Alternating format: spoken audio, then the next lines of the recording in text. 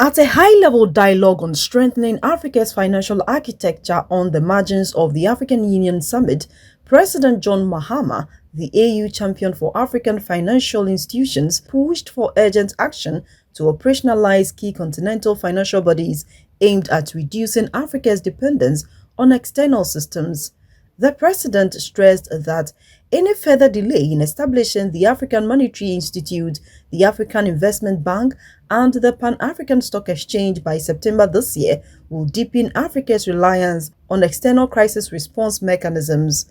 He warned that such delays will also constrain the continent's bargaining power in ongoing global financial reform discussions. Africa's financial architecture cannot remain aspirational, we cannot just aspire to it, while global financial conditions are becoming increasingly restrictive. If implementation continues to lag, the credibility of our Agenda 2063 flagship projects will weaken.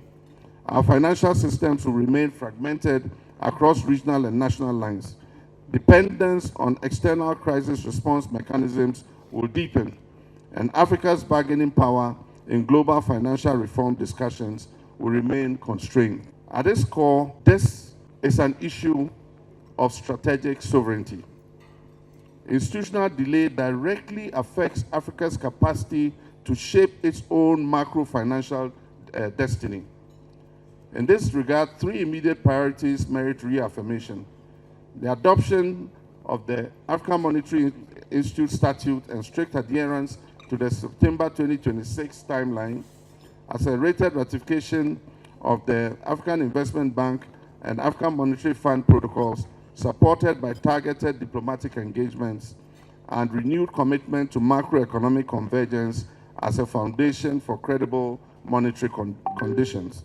Africa cannot advocate for reform of the global financial architecture while leaving its own continental architecture incomplete. The African Union financial institutions represent our institutional leverage, our collective credibility, and our pathway towards durable financial sovereignty.